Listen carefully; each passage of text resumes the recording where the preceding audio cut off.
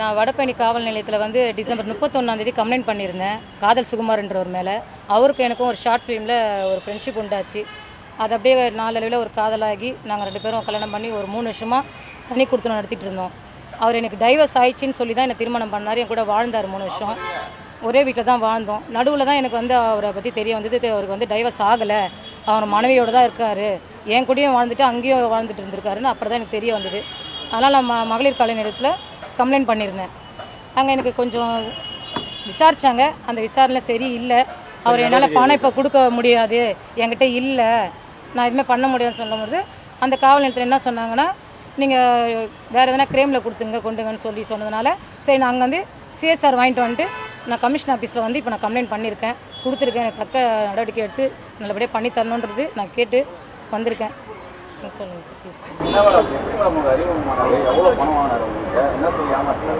Sir நாங்கள் ஒரு short film நடிச்சிட்டு இருந்தோம் சார். அப்போ வந்து ஒன்றா நடிச்சிட்டு இருக்கும்போது நான் ஒரு படம் பண்ணுறேன், சந்தானத்தை வச்சு படம் பண்ணுறேன், தயாரிக்கிறேன், உங்கள் நம்பர் கொடுங்க, உங்கள் ஃபோட்டோ அனுப்புங்க அப்படின்னு சொல்லியிருந்தார். சரி, ஆல்ரெடி அவர் 2 படம் டைரக்ஷன் பண்ணியிருக்காரு, நாங்கள் தெரியும். சரி, இப்போ சந்தானம் வச்சு படம் பண்ணுறாருன்னு சொல்லும் போது சரி இப்போ நம்ம ஒரு டைரக்டர் நம்பர் கேட்டாருன்னா நம்ம கொடுக்கணும், நம்ம ஆர்டிஸ்டாக போது நம்ம கொடுக்கணும், ஃபோட்டோ அனுப்பணும். அந்த பட்சத்தில் நான் கொடுத்தேன். அன்றைக்கி நம்பர் கொடுத்து ஃபோட்டோ அனுப்புனாரு, அனுப்பிச்சேன். அதுக்கப்புறம் அவர் குட் மார்னிங், குட் நைட்டு, எப்படி இருக்கீங்க, ஃபேமிலி என்னென்ன அப்படின்னும் போது சரி நான் எல்லாத்தையும் ஷேர் பண்ணிக்கினேன். இந்த மாதிரிங்க எனக்கு ஆல்ரெடி திருமணம் ஆகி நான் ஒரு 12-13 வருஷமாக தனியாக தான் இருக்கேன், என் கூட இல்லை, தனியாக தான் நான் வாழ்ந்துட்டுருக்கேன் அப்படின்னு சொல்லும் போது எனக்கும் டைவர்ஸ் ஆகிடுச்சு, ஒய்ஃப் இல்லை, குழந்தை இல்லை, யாருமே இல்லை, தனிப்பட்ட முறையில் தான் இருக்கேன் அப்படின்ற மாதிரி கொஞ்ச நாள் ஃப்ரெண்டாக பேசினார். அதுக்கப்புறம் நான் உங்களை கல்யாணம் பண்ணிக்க ஆசைப்பட்றேன், விரும்புகிறேன் அப்படின்னாரு. இல்லைங்க நான் வேணாம், இதுக்கெல்லாம் நான் பண்ணால் இப்போ பண்ணியிருப்பேன், நான் ஏன் இத்தனை வருஷம் தனியாக இருக்கணும், எனக்கு அதில் விருப்பம் இல்லை அப்படின்னு நான் சொன்னேன். இல்லைங்க எனக்கும் யாரெல்லாம் உங்களால் நல்லபடியாக பார்த்துப்பேன், இப்போ இனிமேல் நம்ம லைஃப் வேறு மாதிரி மாறும், நான் கொஞ்ச நாளில் வாய்ப்பு இல்லாமல் இருந்தேன், இப்போ இனிமேல் எனக்கு வந்து சந்தனம் வச்சு படம் பண்ணிட்டேன்னா நான் வேறு லெவலில் போயிடுவேன், நம்ம வேறு மாதிரி வாழ்க்கை வாழலாம் நம்ம சேர்ந்து அப்படின்ட்டு எனக்கு ஒரு வாக்கு கொடுத்தாரு. அதேமாதிரி நாங்கள் பழகும் போது தர்காங்களுக்கு போவோம், கஸ்மூர் தர்கா, கோவளம் தர்கா, இந்த மவுண்ட் ரோடு தர்கா, அங்கெல்லாம் கூப்பிட்டு போவார் என்ன, நான் முஸ்லீம் பொண்ணுன்றதால. அப்போ நான் அந்த பாபா முறையில் ஒன்று நான் தாலி கட்டுற நம்பிக்கைக்கு அதுக்கப்புறம் முறைப்படியாக நான் எல்லாருக்கும் தெரியுமே இந்த கடன் பிரச்சனை எனக்கு கொஞ்சம் இருக்குது, அதை அடைச்சிட்டு நான் லீகலாக என்ன பண்ணுவேன், முறையாக நான் கல்யாணம் பண்ணுறேன், இப்போ உன் மன திருப்தி என் கூட நீ வாழறதுக்கு உங்கள் இது முறைப்படியே நான் பண்ணுறேன்னு சொல்லி தர்காவில் எங்களுக்குள்ளே நாங்கள் போய்ட்டு தாலி கட்டினோம், மெட்டி போட்டார், அதுக்கான ப்ரூஃப்லாம் நான் வச்சுருக்கேன். 3 வருஷம் அதுக்கு என் கூட குடும்பம் நடத்தினார். நடுவில் எனக்கு இந்த கடன் இருக்குது, இந்த கடன் இருக்குது, அந்த கடன் இருக்குது, இதெல்லாம் அடைச்சிட்டேன்னா நம்ம நல்ல மாதிரி வாழ, அந்த படம் எடுத்துகிட்டா எல்லாத்தையும் நான் கொடுத்துருவேன், முடிஞ்சிடும் அப்படின்னு சொல்லிட்டு இந்த பாருங்க நாங்கள் தர்காவுக்கு போய் எடுத்துக்கிட்ட ஃபோட்டோ இது. சரி, அதுக்கப்புறம் நான் என்ன பண்ணேன், ஒரு இடத்துல சரி வாங்கி கொடுத்தேன். சரி, அவர் நல்லா படம்லாம் நடித்தவர், எடுத்தவர், நல்லா இருந்த மனுஷன் தான். சரி, இப்போ நம்ம கூட வாழறாரும் போது இன்றைக்கி நம்ம அவர் கஷ்டப்படும் போது பண்ணோன்னா நாளைக்கு நம்ம அவர் கூட வாழ்ந்துட்டு இருக்கோம், நல்லா பார்த்து பாருன்ற நம்பிக்கையில் வெளியே கடன் வாங்கி கொடுத்தேன், என்னோடய நகைங்களை வச்சு கொடுத்தேன், அப்படி இப்படின்னு ஒரு 7 லட்சம் கிட்ட நான் கொடுத்துருப்பேங்க. இதெல்லாம் கொடுத்ததுக்கப்புறம் தான் எனக்கு அவங்க ஒய்ஃப் கூடயும் இருக்கிறாரு, வாழ்ந்துட்டு இருக்காருன்றது தெரிய வந்தது எனக்கு. அவங்க ஒய்ஃபே ஒரு வாட்டி மெசேஜ் பண்ணியிருந்தாங்க, காசு ரெடி பண்ணிட்டியா என்ன ஆச்சுன்ட்டு. அப்போ நான் அவங்க நம்பரை எடுத்து கால் பண்ணேன். ஏங்க நீங்கள் யாருன்னா, நான் சுகுமார் தான் நான் வாழ்ந்துட்டு இருக்கேங்க, நீங்கள் காசு கேட்குறீங்க கொள்றீங்க, உங்களுக்குள்ள சம்மந்தம் இல்லைன்னு தான் சொன்னார், நான் இப்போ இவ்வளோ பணம் கொடுத்துருக்கேன் வாழ்ந்துருக்கேன், நீங்கள் இப்போ இருக்கீங்கன்னு சொல்கிறீங்களேன்னு அவங்கள நான் கேள்வி கேட்டேன். அதெல்லாம் எனக்கு தெரியாது, வேங்க ஃபோனுட்டு வச்சுட்டாங்க, கட் பண்ணிட்டாங்க. அவங்க இவரை கேட்டு சண்டை போட்டேன் நான், என்னாச்சு என்னை ஏன் ஏமாத்தினேன், என் கூட வாழ்ந்துட்டு அவங்க கூட இருந்துட்டு எங்கள்கிட்ட போய் சொல்லி வாழ்ந்துட்டு இருக்கேன்னு நான் கேட்டேன். கேட்டதுக்கு அதோட சண்டே ஆகிட்டு நான் அடிச்சுட்டு போனவர் தான் வரவே இல்லை வீட்டுக்கு, ஃபோனை சுவிட்ச் ஆஃப் பண்ணிட்டாரு. அதுக்கப்புறம் ஃபோன்லாம் போட்டு பார்த்தா எல்லாத்தையும் என்ன பிளாக் லிஸ்ட்டில் போட்டு வச்சுருக்காரு, ஃபேஸ்புக்கு, இன்ஸ்டா, வாட்ஸ்அப்பு எல்லாமே பிளாக் லிஸ்ட்டில் போட்டாச்சு. ஒரு 2 நாள் பார்த்தேன், எல்லாரும் ஃப்ரெண்டில் மூலியமாலாம் ஃபோன் பண்ணி பார்த்தேன், எடுக்கலை. அதுக்கப்புறம் எல்லாரையும் விசாரிச்சு அவர் எங்கே தான் இருக்காருன்னு தெரிஞ்சால் அவர் தனியாக அவங்க ஒய்ஃபும் அவரும் மதுரை வாயிலில் இருக்காங்கன்னு சொல்லி எனக்கு தகவல் வந்தது. அந்த வீட்டு அட்ரஸ் ஒருத்தவங்க ஃப்ரெண்டு சொன்னாங்க, இங்கே இருக்காங்க, நான் சொன்னேன்னு சொல்லாதீங்க, போய் பாருங்கள். போய் பார்த்தா குடும்பத்தோடு இருந்தாங்க, அவங்க ஒய்ஃபு, குழந்தை, அவங்க மாமியார், 2 மச்சான், ஒரு வளர்ப்பு பையன் ஒருத்தன்.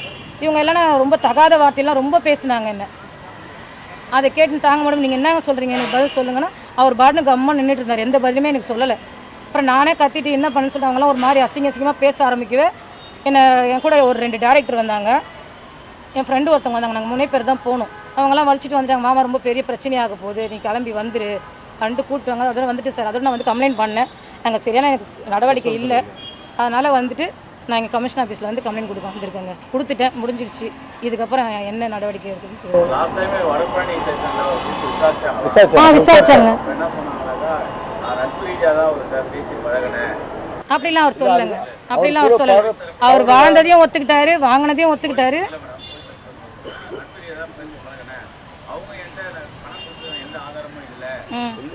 இல்லை அவர் கூட சேர்ந்து எல்லாம் ஃபோட்டோ காப்பீஸ் எல்லாமே இருக்குது. பணம் வாங்கினதுக்கான எவிடன்ஸ் எல்லாம் வச்சிருக்காங்க. அவங்க விசாரிக்கும் போது அவர் வாழ்ந்தது உண்மை, வாங்கினது உண்மை. ஆனால் இப்போ எனக்கு சாப்பாடு கூட வழியில் என்னால் கொடுக்க முடியாது, இவங்க கூட நான் சேர்ந்து வாழ முடியாது, என்னால் ஒன்றும் பண்ண முடியாத சூழ்நிலை நான் இருக்கேன் அப்படின்ட்டு கவனிட்டார். அதுக்கு இவங்க என்ன மேடம்னா, அவன் தான் அப்படி சொன்னால் நாங்கள் என்னம்மா பண்ண முடியும், அதுக்கு அடுத்து நீ என்ன ஸ்டெப் எடுத்துமோ எடுத்துக்கோன்னு சொல்லிட்டாங்க. சரிங்க நீங்கள் சிஎஸ்ஆர் கொடுத்துருங்கன்னு சொல்லிட்டு நான் அதோட வாங்கிட்டு வந்துட்டு தாங்க இங்கே கொடுத்துருக்கேன். இப்போ நான் விசாரணை சரியில்லாத காரணம் என்ன சார், பணம் கொடுத்ததுக்கு வந்து சார் நான் வந்து இப்போ ஹஸ்பண்ட் இப்போ ஒரே வீட்டில் வாழறோம் நாங்கள். அதுக்கு வந்து ஆதாரம் வந்து இப்போ ஒரு கஸ்டன் புருஷன் கேட்கும் போது வாங்கி கொடுக்கும்போது, ஆனால் என்னுடைய பேரில் தான் நான் வாங்கி கொடுத்துருக்கேன். ஆனால் என் கூட வந்து தான் நகை வச்சிருக்காரு. அந்த சிசிடிவி கேமராலாம் எடுத்தால் தெரியும், என் கூட வந்து வாங்கிட்டு நகை வச்சு வாங்கிட்டு போனது. அதேமாதிரி மொபைலில் மெசேஜ் அனுப்பிச்சிருப்பாரு கடங்காரங்களுக்கு, இந்த டேட்டில் கொடுக்குறேன்னு சொல்லு, இன்றைக்கி இது ஷூட் போனால் இது இவ்வளோ வரும், அப்போ நான் கொடுத்துட்றேன், கொஞ்சம் அவங்ககிட்ட டைம் வாங்கு, அதுக்கான மெசேஜ் வாய்ஸ் ரெக்கார்டு அந்த ப்ரூஃப் எல்லாமே வச்சுருக்கேங்க. அவர் மெசேஜ் பண்ண வாட்ஸ்அப்பில் எல்லாத்தையும் வச்சுருக்கேன், இந்த டேட்டில் கொடுக்குறேன், கொஞ்சம் டைம் கேள்பாப்பா, கொஞ்சம் இது பண்ணு அப்படின்ட்டு எனக்கு கெஞ்சிருது கொள்வது, வாய்ஸ் ரெக்கார்டு எல்லாமே என்கிட்ட ப்ரூஃப் இருக்குங்க. இந்த ப்ரூஃப்லாம் நான் சேமித்து வச்சுருக்கேன். அதே மாதிரி நான் நகை வைக்கும் போது அங்கே கொஞ்சம் செக் பண்ணாங்கன்னா தெரியும், சிசிடிவி கேமராவில் பணம் நான் வச்சு கொடுக்குறது, வாங்கி பேக்கில் வச்சுட்டு போகிறது எல்லாமே இருக்குங்க.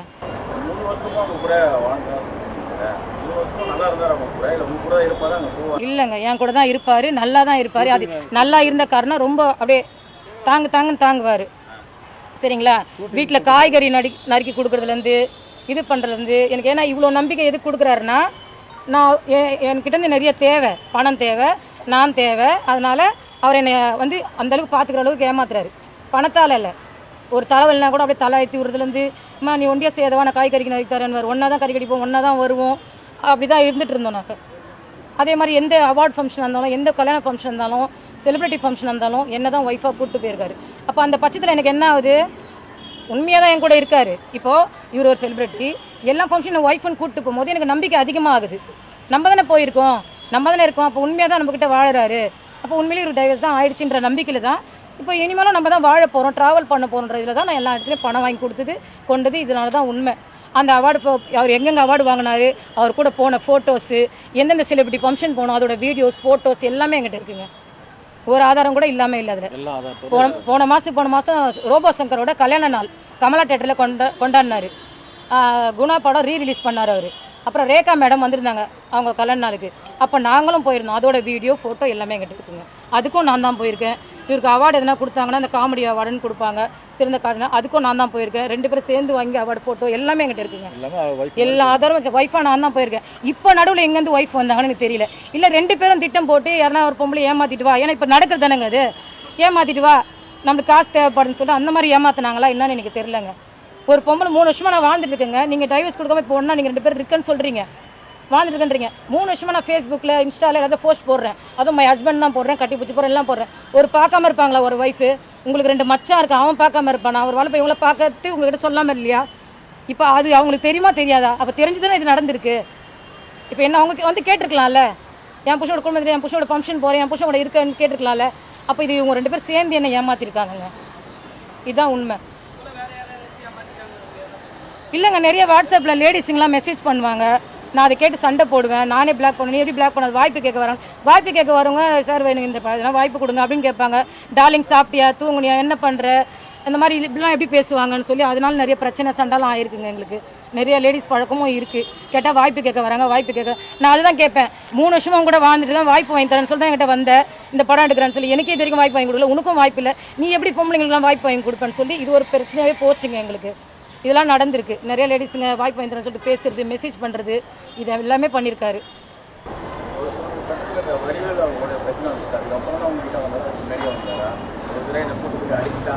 அந்த பேட்டி கொடுக்கும் போதெல்லாம் நான் இருக்கேன் சார், அது கூட இருக்கேன், அது கொடுத்துட்டு வரும் போதெல்லாம் இருக்கேன். ஆமாம், 22 பழக்கம். ஆமாம், பேட்டி கொடுக்கும்போது என்கிட்ட சொல்லிட்டு தான் போவார், சொல்லிட்டு வந்தால் இருப்பார், அப்படிலாம் இருக்கார். படம் இப்போ உண்மையிலே இல்லைங்க, ரொம்ப வருஷமாக இல்லாமல் இருந்து இப்போ தான் அந்த ஸ்டார் படம் வந்துச்சுல, அதில் ஒரு கேரக்டர் பண்ணார். அதுக்கப்புறமா இப்போ கூட அதுக்கு பெரிய பெரிய படம்லாம் கிடைக்கல, இப்போது சின்ன சின்ன படம் ப்ராஜெக்ட் தான் இப்போ கூட கிடச்சிருக்கு, அவ்வளோதான் அவருக்கு. ஆமாங்க, எதுவுமே இல்லாத சமயத்தில் நானும் அதனால தாங்க ஹெல்ப் பண்ணேன். சரி இன்னைக்கு அவர் இல்லை, சரி இதுக்கப்புறம் படம் வாய்ப்பெலாம் வந்தால் நம்மளை பார்த்துப்பார், கொள்வார், இந்த கடத்தெல்லாம் கொடுத்துருவாருன்றதுக்காக நம்பி வாங்கி கொடுத்தேன். முக்கிய காரணம் நான் சந்தானத்தை வச்சு படம் பண்ணுறேன், சந்தானம் ஓகே சொல்லியாச்சு, பேசியாச்சு, சைன் பண்ணியாச்சு, எல்லாம் முடிஞ்சிடுச்சு, அவ்வளோதான் ஆரம்பிக்க போகிறேன், அதனால் இப்போ நம்ம கடன் வாங்கினோட அது படம் அட்வான்ஸ் கொடுத்தா எல்லாத்தையும் அடைச்சிடலாம் அப்படின்ற நம்பிக்கை கொடுத்தாரு. அந்த நம்பிக்கையில் தான் நான் கொடுத்தேன். படம் எடுக்க போகிறார், பண்ண போகிறாரு, சந்தன் சேர் படம் பண்ணுறாருன்னா ஒரு பெரிய லெவலில் கொஞ்சம் வருவார் அப்படின்ற நம்பிக்கையில் தான் நான் எல்லா இடத்துலையும் வாங்கி கொடுத்தேன், எல்லாமே பண்ணேங்க. உங்களுக்கு நடிக்க வாய்ப்பு தரேன் அதாங்க ஷார்ட் ஃபிலிம் பண்ணும்போது அவர் கூட நடிச்சிருந்தேன் இல்லைங்க, அப்போ தானங்க நம்பர் வாங்கினாரு. ஆமாங்க, அவரை நான் நடிக்கும் போது தான் ஏன்னா ஒரு படம் எடுக்கிறேன், அதில் உனக்கு வாய்ப்பு தரேன், நம்பர் கூட அப்போ தான் வாங்கினாரு என்கிட்ட. அப்படிலாம் சொல்லுவேன், நான் ஒரு படம் எடுக்கிறேன், அதில் ஒரு கேரக்டர் உங்களுக்கு பண்ணுறேன், நீங்கள் நம்பர் கொடுங்கன்னு சொன்னார். நான் அவர் கூட ஒரு படம் ஆளுமைன்னு சொல்லி ஒரு படம் அவருக்கு ஒய்ஃப் கேரக்டராக பண்ணியிருக்கேன். இன்னும் அந்த படம் முடியல. ஆளுமைன்னு சொல்லி ஒரு படம் மூவிங்க, அந்த படத்தில் அவருக்கு ஒய்ஃப் கேரக்டராக நான் பண்ணியிருக்கேன். அந்த நடுவில் ஒரு பொண்ணுக்கு நம்பர் கொடுத்தது பார்த்து எனக்கு சண்டை ஆயிடுச்சு எனக்கும் அவருக்கும். அதுக்கப்புறம் அந்த ஷூட்டிங்கில் என்னை கூப்பிடவே இல்லை, இவரை மட்டும் கூப்பிடுறாங்க. அது எனக்கு என்னன்னு புரியல. இப்போ கேட்டால் தான் தெரியுது, இவ கூடவே வந்தால் ஃபாலோ பண்ணுறா, எல்லாம் இது தெரிஞ்சுக்கிறா அப்படின்னு சொல்கிறதுனால ஏன்னா அவங்க இல்லை என்னமோ சொல்லி அந்த டேரக்டர் ஒரு ஃப்ரெண்டு என்னை அந்த படத்துலேருந்தே கட் பண்ணி விட்டார். அந்த பாதி படம் நான் தான் நடிச்சிருக்கேன். நான் ஹஸ்பண்ட் ஒய்ஃபு ஒரு குழந்தை, அந்த குழந்தைய சாவ வச்சிருவாங்க, அந்த மாதிரி ஒரு கதை. அது பாதி படம் நான் நடிச்சிருக்கேன். நடுவில் என்னை கூப்பிடவே இல்லை, ஏன் காரணம் எனக்கு தெரியல. ஏன்னா அப்போ நான் அங்கே சண்டை போட்டேன், ஒரு பொண்ணும் இவரை பேசிகிட்டு இருந்ததை பார்த்துட்டு நான் சண்டை போட்டேன். வீட்லேயும் வந்து அது பிரச்சனை ஒரு 2-3 நாள் போச்சு. அந்த காரணத்தினால அது என்னாச்சுன்னா மறுபடியும் என்ன கூப்பிடல, இவரு வண்டி கூப்பிடுறாங்க அங்கே ஷூட்டுக்கு. ஏங்க என்ன கூப்பிடல, இல்லை இன்னும் உன்னோட இது வரலன்னு. இல்லை இந்த சீன் வரும்போது இப்போ நானும் வந்தாகணும்னு பார்த்தா அந்த இடத்துல இப்போ வேறு பொண்ணு இருக்காங்க. இவர் என்ன பண்ணியிருக்கா, இவன் வந்தால் ஃபாலோ பண்ணுறா, எல்லாம் தெரிஞ்சுக்கிறாளேன்னு சொல்லிட்டு நான் அந்த படத்தில் வந்து நீக்கிட்டு இருக்காரு. அந்த மாதிரி நிறைய அவரோட தவறை மறைக்கிறதுக்கோசம் நிறைய பண்ணியிருக்காருங்க. நான் கொடுத்துருக்கேன். ஒன்று என்ன ஒரு ஏமாத்துறதுக்கு ஒன்றுக்கு தண்டனை வாங்கி கொடுக்கணும். திருமணம் செஞ்சு ஏமாத்துன்னு கொடுத்துறாங்க. ஏற்கனவே நடந்த திருமணத்தை மறைச்சு விவாகரத்தம்னு சொல்லி தான் அவர் கல்யாணம் பண்ணியிருக்கு. அது மேலே கடுமையான நடவடிக்கைகள் சொல்லியிருக்காங்க. எப்படி பார்த்தது பண விஷயத்தை வந்து அதான் சார் ஏமாத்துறது. எங்க நான் வாழ்ந்ததுக்கான உண்மை எல்லா அத்தாச்சும் இருக்குங்க. 3 வருஷத்துக்கு ஃபேஸ்புக்லேயும் இருக்குது, எல்லாமே இருக்குது. அத்தாச்சி இல்லாமல் இல்லைங்க, நான் வாழ்ந்ததுக்கான இருக்குது. பணத்துக்கு கொடுத்ததுக்கு அதுக்கு அத்தாச்சியில் ஆனால் அவர் பண்ண மெசேஜ்லேருந்து அதெல்லாம் வச்சுருக்கேன். ஏன்னா அதை வச்சு தான் அவர் பண்ணுறாரு. இப்போ நான் வாங்கி கொடுத்த இடத்துலலாம் என்னை வந்து நெருக்கிறாங்க. இதெல்லாம் வருமா பணம் எங்களுக்கு வராதா, உங்கள் கதை போட்டோம், உன்னை நம்பி தான் கொடுத்தோம். அவங்க கொடுக்கும்போது அதான் சொன்னாங்க, சினிமாக்காரனை நம்பி இல்லைன்னா அவரே நான் சைன் பண்ண வச்சு வாங்கியிருப்பேன். சினிமாக்காரனை நம்பி நாங்கள் பணம் கொடுக்க மாட்டோமா, உன்னை சின்ன பிள்ளைன்னு தெரியும், அம்மா அப்பாவை தெரியும், அந்த மூலியமாக கொடுக்குறோம், வாழறேன்னு சொல்கிற, படம் எடுக்கிறாரு சொல்கிற, அதனால கொடுக்குறோம் அப்படின்னு அப்படி தான் கொடுத்தாங்க. பணம் கொடுத்தவரும் வந்திருக்காரு, அவருக்கும் அவர் சொல்லுவார். அவர் மீது நடவடிக்கை எடுக்கணுமா, அதாவது திருமணம் நடவடிக்கை எடுக்கணும், இல்லை திருமணம் பண்ணிக்கணும்னு நினைக்கிறீங்களா, இல்லை கடன் காசு இல்லைங்க, இனிமேல் திருமணம் பண்ணி ஒன்றும் கிடையாது, நடவடிக்கை எடுக்கணுங்க. ஏன்னா இந்த மாதிரி எந்த பொண்ணுங்களையும் மறுபடியும் பண்ணக்கூடாது, கொல்லக்கூடாது. இனிமேல் வாழ்ந்து என்னங்க பிரச்சனை, இவ்வளோ ஏமாத்து தானே என்னை இவ்வளோ அவமானப்படுத்தி நான் எல்லாத்தாலையும் பாதிக்கப்பட்டிருக்குங்க. ஒரு இடத்துல பணத்துக்கு அதுக்கு பதில் சொல்லிட்டு இருக்கேன், என் மனசாலையும் நான் பாதிக்கப்பட்டிருக்கேன், என் உடம்பாலையும் அவனுக்கு 3 வருஷம் இது பண்ணியிருக்கேன். சரிங்களா, இப்போ என் ஊர் ஃபுல்லாக என் மானம் போச்சு. என் வீட்டில் எங்கள் அம்மாவுக்கு நெஞ்சு வெள்ள அட்மிட் ஆகி நான் பாய்சன் சாப்பிட்டு அந்தளவுக்கு என் குடும்பமே இதுவாக போயிடுச்சு. மீடியா வந்த உடனே என் மீடியா போனேன் இப்படி ஆயிடுச்சு. ஏன்னா அந்த கமெண்ட்டில் அவன் அசிங்கமாக பேசுறது கொடுது. இப்போ பொம்பளை என்ன பண்ணுறாங்க, ஆம்பளை பண்ணுறாங்க தெரியாது, இவங்க அம்மா பொம்பளைங்க தான் வரும் பேர், அதெல்லாம் கமெண்ட் பண்ணுறேன். எங்கள் அம்மா அதெல்லாம் பார்த்துட்டு சொந்தக்காரெல்லாம் பார்த்துட்டு எங்கள் வீட்டில் பெரிய பிரச்சனையாக போய் எல்லாமே இழந்துட்டேங்க, மானங்க எல்லாம் போச்சுங்க. இப்போ சரி, இதுக்கு தக்க அவனுக்கு இது ஒரு தண்டனை கிடைக்கணும் எனக்கு, அதுக்காக தான் நான் வந்திருக்கேங்க. ஆமாம் சார் பண்ணேன். அம்மா நெஞ்சுவலில் போன வாரத்தில் சேர்த்தாங்க. எங்கள் வீட்டில் நிறைய பிரச்சனை மேலே பிரச்சனை, இதனால் அப்படியே போயிட்டே இருந்துச்சுங்க. அதனால தான் கொஞ்சம் எனக்கு அப்படியே டிலே ஆகிட்டே இருந்துச்சு எனக்கு.